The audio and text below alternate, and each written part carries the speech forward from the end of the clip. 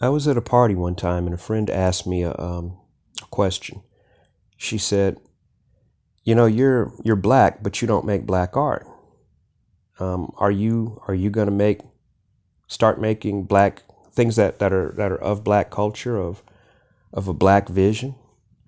And my friend was white, and I know her to not be a racist or anything, and I'm not very quick to call people racist because they make a comment that centers around race.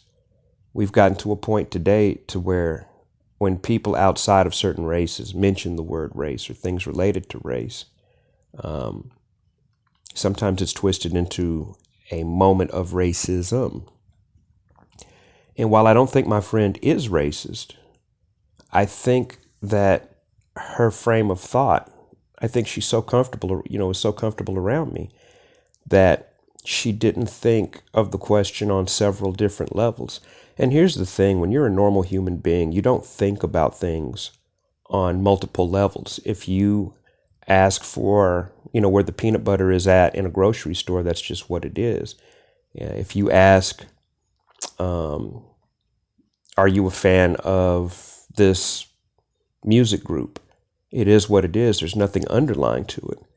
So though this comment was one of a racial nature, I wasn't ready to just say this person is racist for, asking that question. But getting back to it, um, I did dissect it. I did look at um, the question that she asked in itself. On the surface, it's very innocent, and I think a lot of artists that are black would probably be saying the same thing. They might be inclined to. I can't assume that they would, but they may be inclined to, and I'd understand why. Traditionally, black art features black people, and it features things that relate to black people. But being the type of person I am, I wanted to explore the idea of what she thought, what my friend thought um, I could be making, what I even should be making. And I think that way of thinking is something that only a few people have the privilege to do. And you know what? I believe I'm one of those people. And here's what I mean. When you're truly free, you can ask questions that are that are innocent, that don't necessarily have a connotation to them. But when you're not free, and I'm not talking about physically free, I'm talking about a mental and an inner free, then you become very defensive with anything that's asked about you that has something to do with a hot button or a sore spot or a part of you that still hasn't healed. Um, and the only reason that I examined what she was saying is because we were living, and still are living, in a very racially aware climate. My question, my retort to her was, um, would you ask a white artist why they chose not to make a white vision and they just made an abstraction, or they just, they're painting, um, they're painting basically what they want.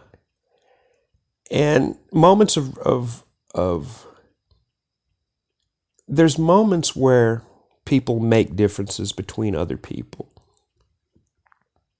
and there are moments of racism that come from people that aren't racist. And I think this is very important to remember, because the frenzy that we've created behind race makes it so that we consume everybody. Well, in talking to my friend, I I didn't get mad, but I did challenge her with something. And what I challenged her with is, you have an expectation of me as a black person to make images that look like a black person. But the challenge that you're giving me isn't a challenge that you would give anybody that looked like you. Would you ask a white artist who paints whatever they want why they feel they have the right to paint whatever they want? You asked me why I didn't paint a very specific type of art that related to my racial background.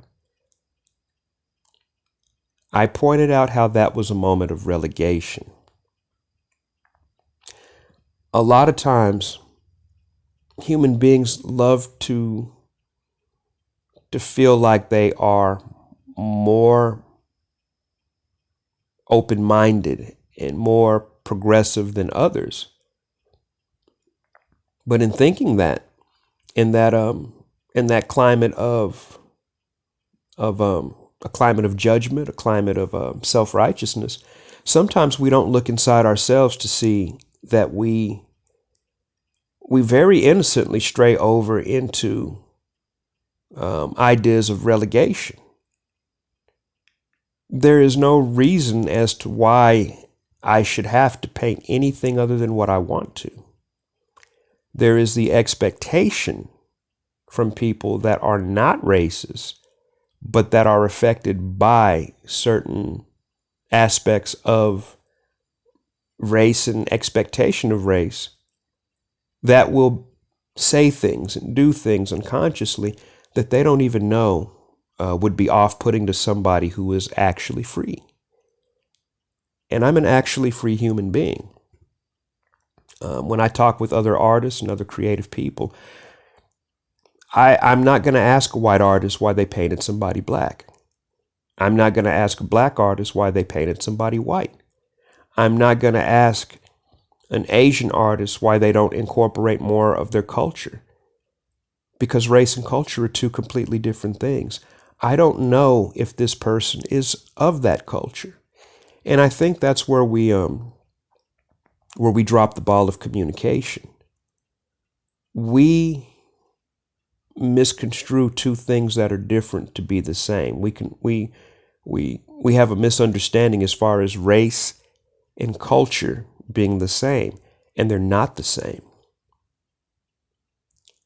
Race, culture, and color are two different things, are three different things.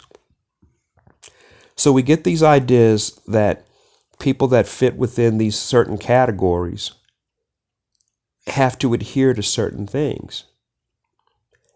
But when you feel that you're not a hostage of any of those categories, then your way of looking at the world is completely different. And to give you an example, of the evolution of how that thought occurs, let's take Black America,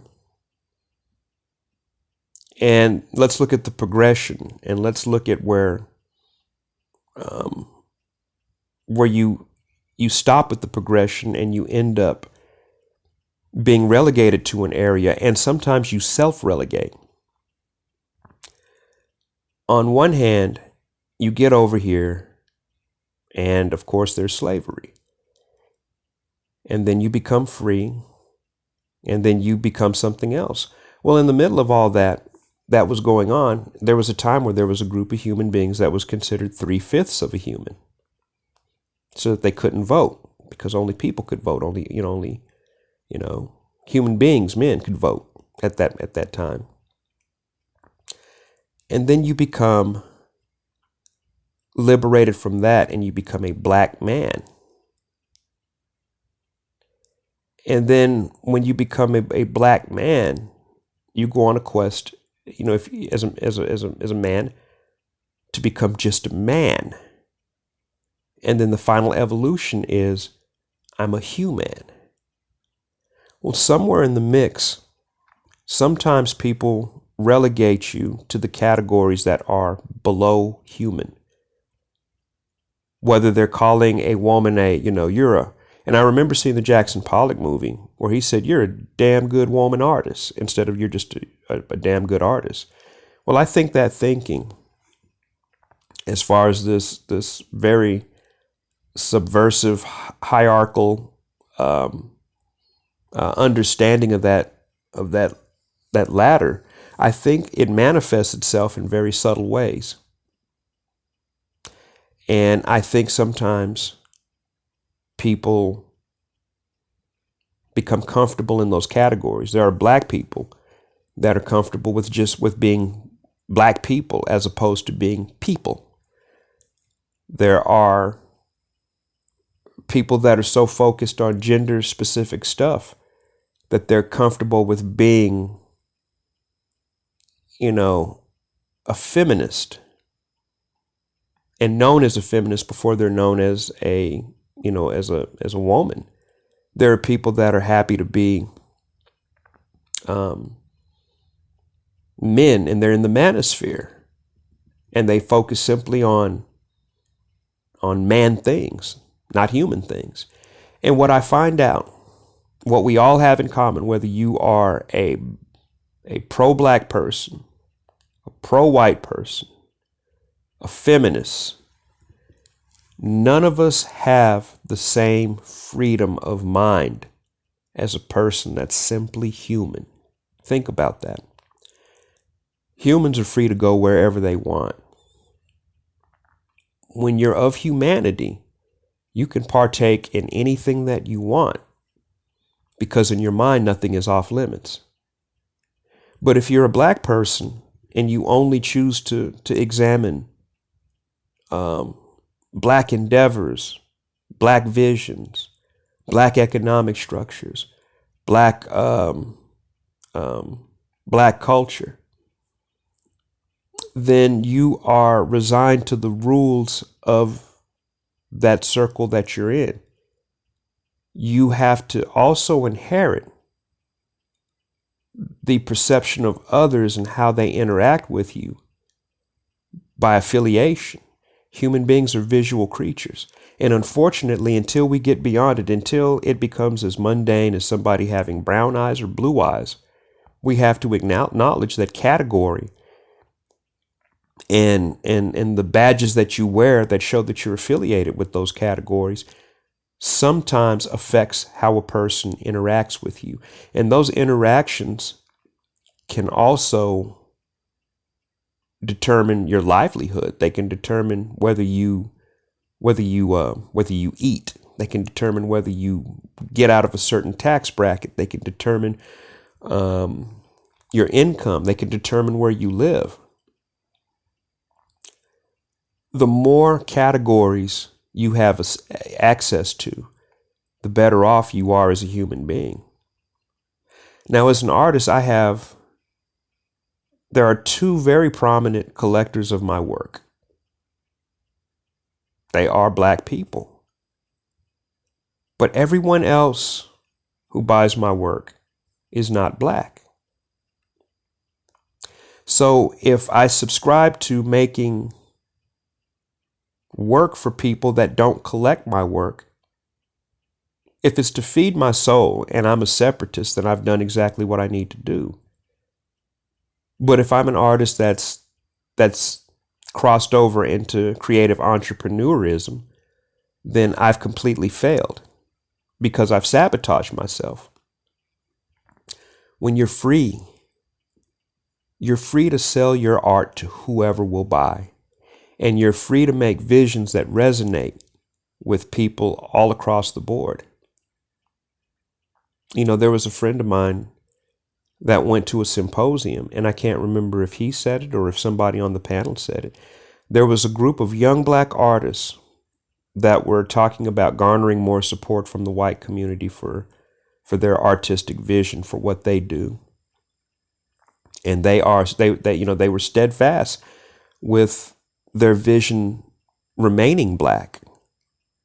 Well, they were not getting the support that they wanted from another group of people. But a question was posed to them. When was the last time that you bought Latino art?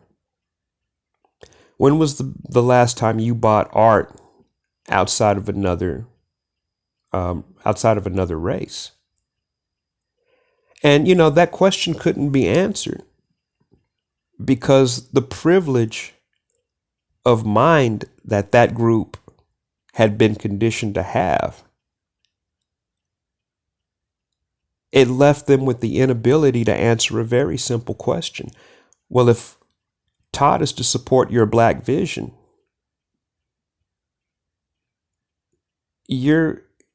why can't I ask that you support somebody else's vision?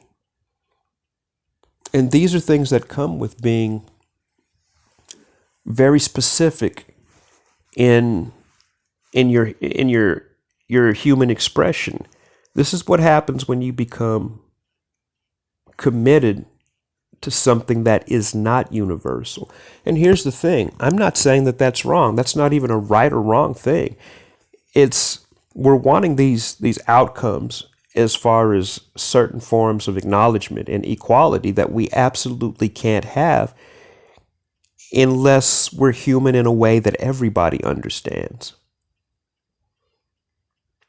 And I believe that choice is individual. I think every human being has got to make the choice as to whether they want to be a categorical human being or simply a human being. And I think more of us would look within. I think we would look at ourselves to see if we're actually who we say we are. The person that's in that's decided and committed to be who they are, and they understand the consequences, the pros and cons of who they are, and they operate within those, I have nothing but respect for. But the person that commits to being a category and then gets angry about the limitations of that category, I have many questions for that person as to why they chose that category. Because the telltale sign that you were happy with who you are is that you fully embrace the consequences of what that means. You fully embrace the totality of self. And I don't think we do that. And I think all of us in society have these quiet, these unconscious ideas of people based off of who people choose to be.